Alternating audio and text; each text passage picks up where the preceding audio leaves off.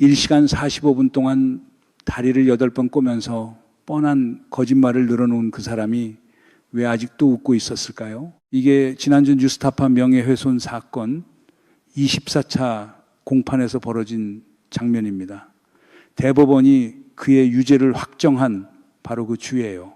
그런데 그 사람은 법정에 앉아서 웃고 있었단 말이에요. 오늘 이 얘기, 다리 꼬는 횟수 얘기로 끝나지 않습니다. 많은 분들이 지난주 대법원 확정 판결로 12.3의 사법시계가 첫 관문을 넘었다고 생각하실 겁니다. 맞아요. 583일 만이었죠.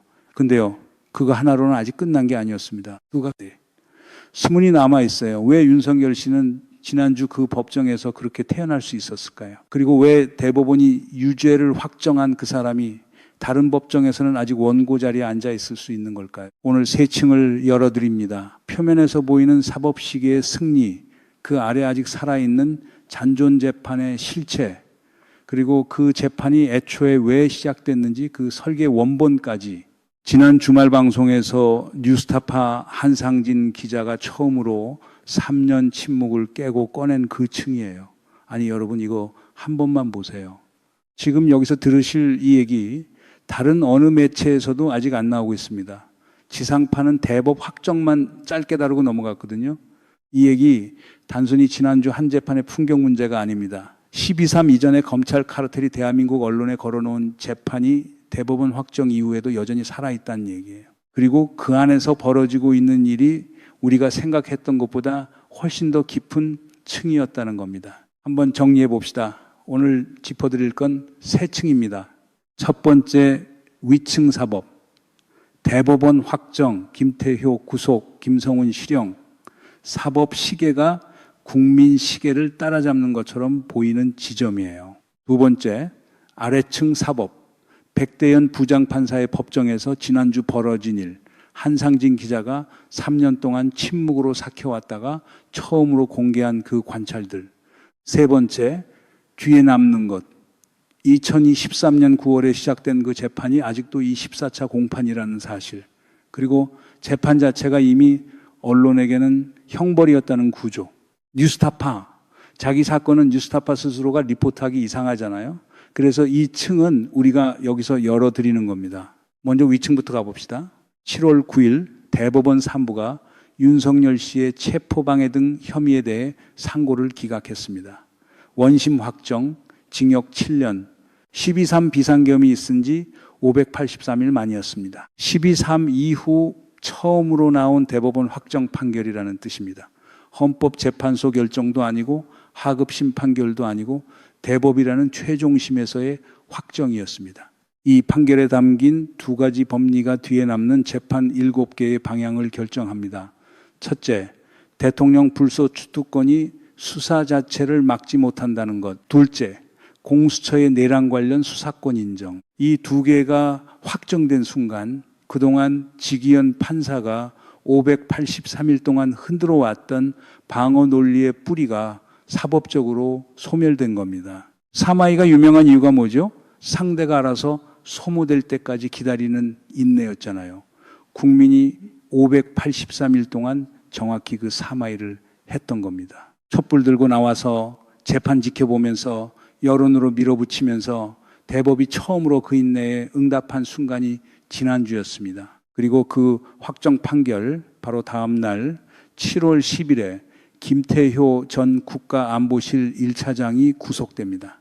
서울중앙지법 부동식 영장전담부 장판사가 증거인멸에 염려가 있다는 이유로 특검이 청구한 구속영장을 발부한 겁니다. 혐의는 12.3 계엄의 정당성을 미국 등 우방국에 홍보한 것, 내란 중요 임무 종사 및 직권남용 권리 행사 방해입니다. 김태효 씨는 그동안 계엄 관련 처벌에서 이상하게 빠져 있었던 인물이었습니다. 원본 방송에서는 윤석열의 뇌를 지배한 인물이라는 표현까지 나왔을 정도로 핵심 브레인으로 지목돼 왔던 사람인데 그 사람이 이제서야 구속된 겁니다. 지난주 대법원 확정이 없었으면 다음 날 김태효 구속영장이 발부됐을까요? 어렵지 않았을까 하는 시각도 나오고 있어요. 김태효 씨가 우방국에 보냈다는 그 메시지 내용이 참 상징적이에요. 이번 조치는 자유민주주의 수호를 위한 것이다.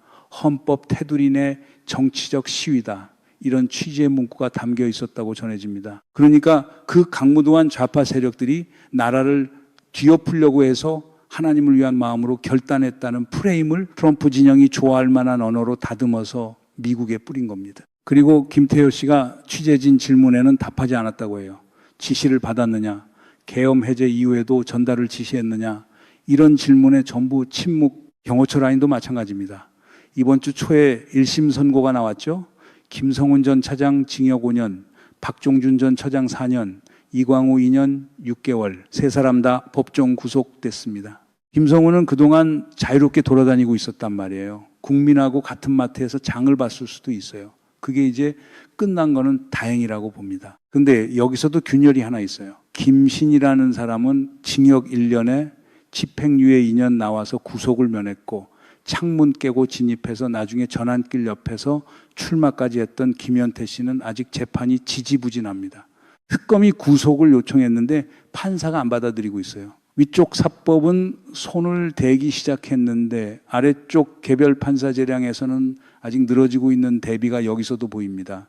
남은 재판 7개를 한번 짚고 갈게요. 내란 우두머리 사건은 1심 무기징역 나왔고 2심 진행 중 검찰은 사형을 구형했습니다. 최상병 사건 덮은 혐의, 이종섭 씨 호주 도피 조력 혐의, 한독수 재판에서의 위증 혐의는 각각 진행 중이고요. 명태균 여론조사 관련 정치자금법 사건은 오늘, 그러니까 7월 13일에 1심 선고가 나옵니다.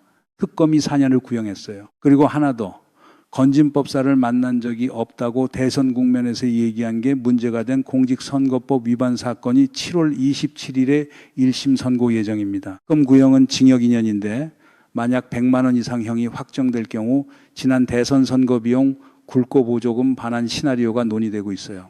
아직 결과는 나오지 않았습니다. 여기서 얘기를 끝내고 싶어요. 대법 확정, 김태효 구속, 경호처 실형, 사법의 시계가 국민의 시계를 따라잡았다는 관점이 나올 수 있어요. 12.3의 무게가 이제 실체적으로 이동하기 시작했다는 얘기죠. 좋습니다. 여기서 채널 끄셔도 이해합니다. 이재명 정부 집권 이후에 흐름이 확실히 바뀐 게 사실이고요. 원본 방송에서 형님이 하신 말씀처럼 국민 여론 압력이 없었으면 대법조차도 딴짓했을 거라는 관점도 나옵니다. 그러니까 결국 뒤에서 밀어준 건 국민이었다는 얘기인 거고요. 근데 잠깐만요. 지난 주말 방송에서 한상진 기자가 한 얘기 한 번만 들어보시고 결정하세요. 한상진 기자가 몇 주 만에 그 채널에 나오면서 그러더라고요. 오늘 텐션이 제일 떨어져 있는 날이라고요. 왜? 이번 주에 자기 재판에 두 번째로 증인 신청된 윤석열의 증언을 봤거든요. 3년 동안 침묵으로 삭혀온 게 있었는데 그게 이제 터지려는 순간이라는 얘기였어요. 여러분, 그 재판이 애초에 왜 만들어졌는지 짚어보면 개판이에요, 솔직히. 지금부터 그 얘기를 해드릴 텐데요. 이 층은 지상파 어디에서도 지금 안 다루고 있습니다. 뉴스타파 자기 사건이라 뉴스타파도 스스로 리포트하기 이상하고요.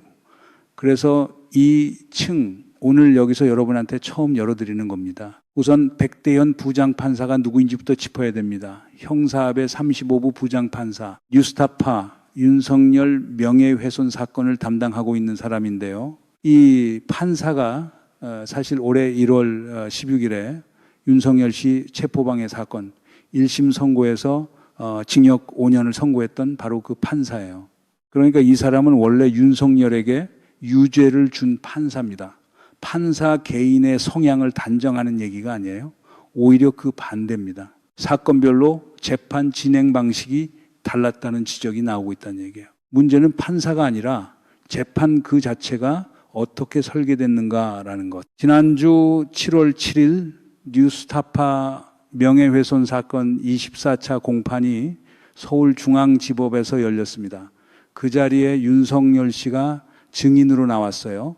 두 번째 출석이었죠. 첫 번째는 6월 9일이었고요. 한상진 기자가 방송에서 공개한 관찰이에요. 그날 윤석열 씨가 법정에 앉아서 1시간 45분 동안 다리를 8번 꼬았답니다. 한상진 기자가 그 자리에서 직접 셌어요. 재판정에서 다리 꼬는 횟수까지 세고 있는 기자가 있다는 것 자체가 그 재판이 지금 어떻게 흘러가고 있는지를 보여주는 겁니다. 답변 태도는 이런 식이었어요. 변호인이 2011년 부산저축은행 수사 관련 사실을 물으면 그걸 내가 알겠어요? 그걸 제가 알 거라고 생각하고 물으시는 거예요? 이런 식으로 반응했다는 겁니다. 그리고 우린 큰 사건만 수사하는 사람입니다. 그런 자질구레한 사람들 수사하는 곳이 아닙니다. 이런 조롱적 답변이 계속 이어졌다는 얘기예요. 이거 딱 변사또 모드예요. 동원 차려놓고 백성 얘기 들으라.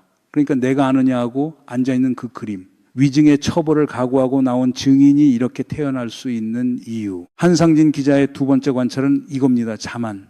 왜 자만하는가? 첫째, 그 법정 방청석에 여전히 10여 명씩 앉아서 윤석열을 응원하는 목소리를 내고 있는 잔존 세력이 있다는 것. 둘째, 최고 권력자가 몇 년 안에 사면 복권되어 정치에 복귀한 한국사의 선례.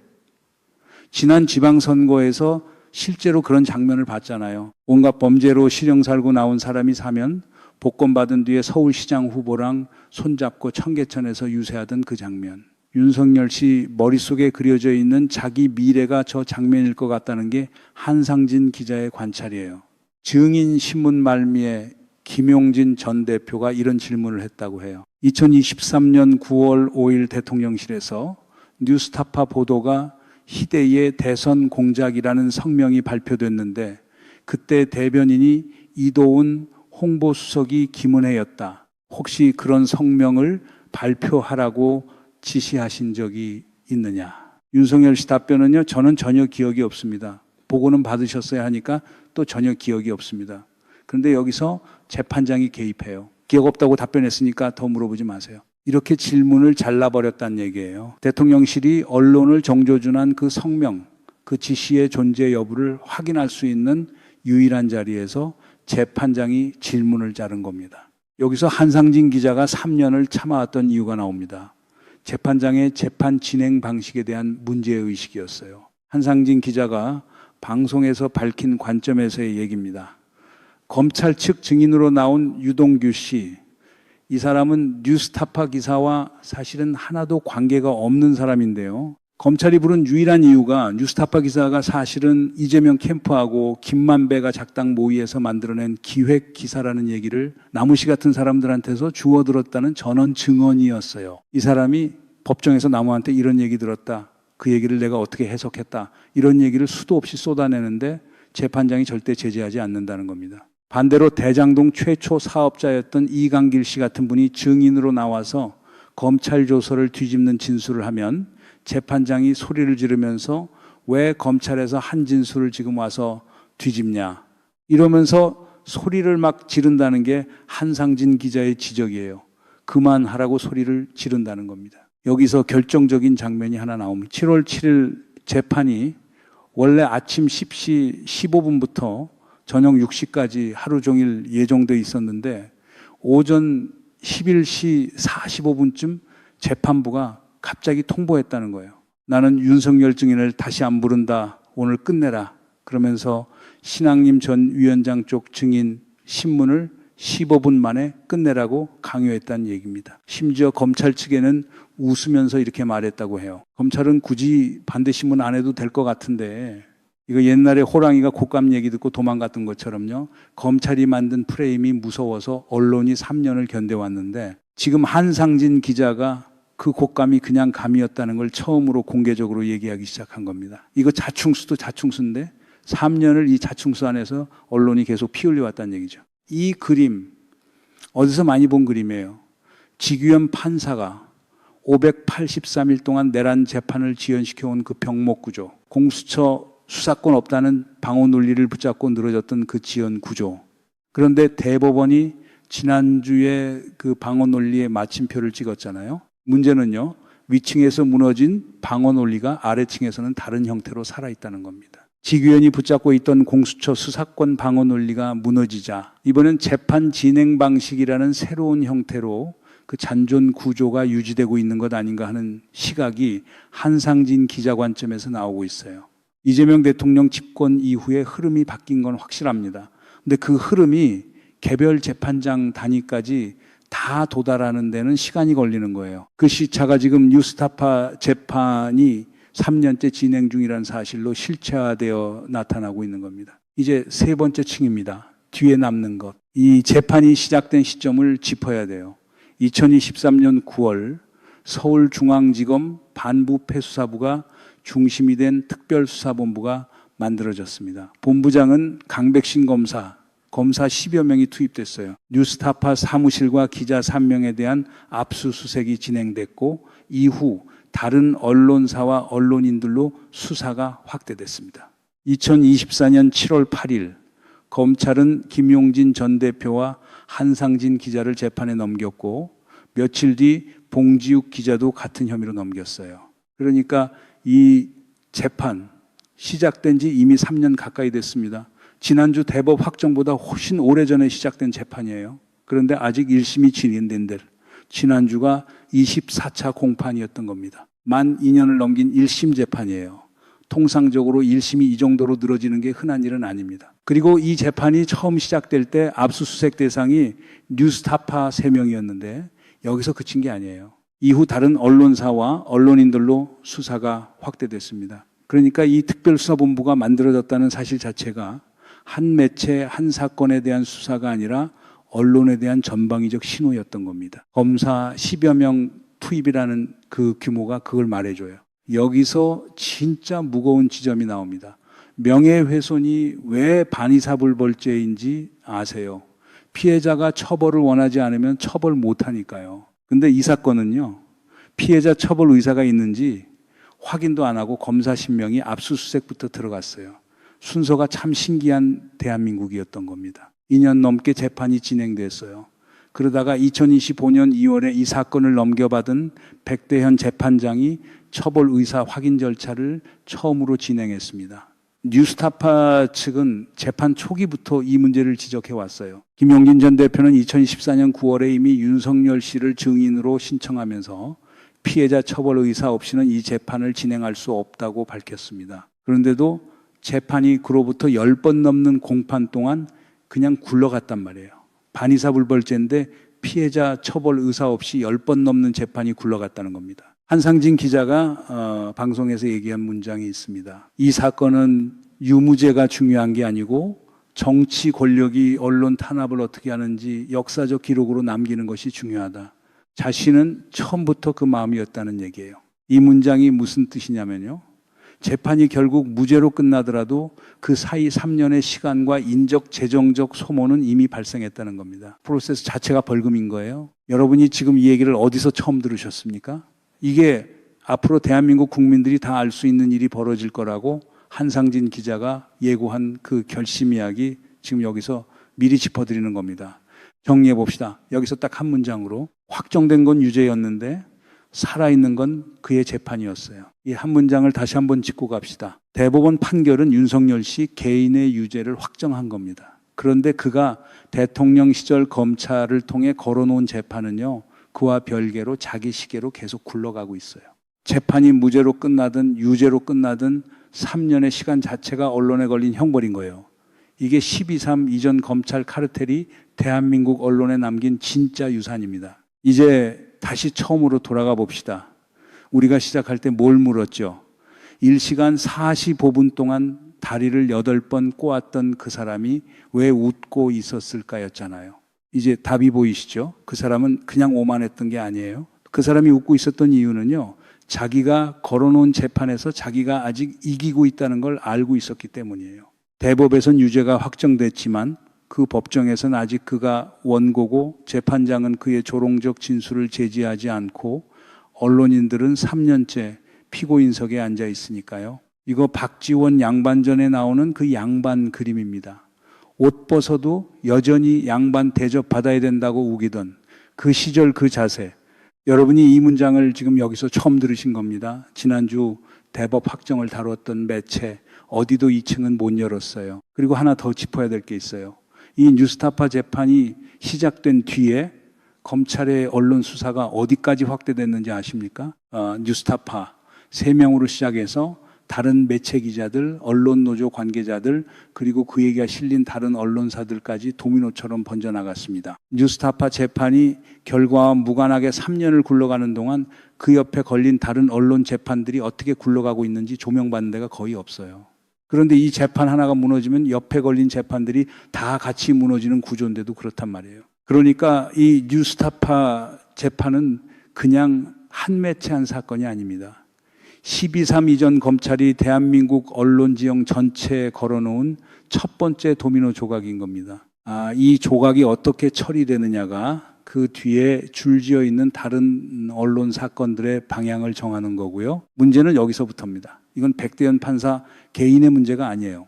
검찰 카르텔이 대통령 유죄와 별개의 시계로 굴러가는 재판을 만들어 놓은 구조 그 자체의 문제죠. 이재명 정부 집권 이후에 위층 사법의 흐름은 바뀌었지만 개별 재판 단위까지 그 흐름이 도달하는 데는 시간이 걸립니다. 그 시차 동안 언론은 계속 피 흘리고 있는 겁니다. 시간이 흘러가는 것 자체가 이 사건에서는 형벌이라는 게 진짜 핵심입니다. 이 구조가 정리되지 않으면요, 다음번에 또 검찰을 시켜서 언론에 재판을 걸어놓으면 됩니다. 3년 시간 자체가 벌금이 되는 이 구조가 안 바뀌면요, 여기서 진짜 물어야 할 게 하나 있어요.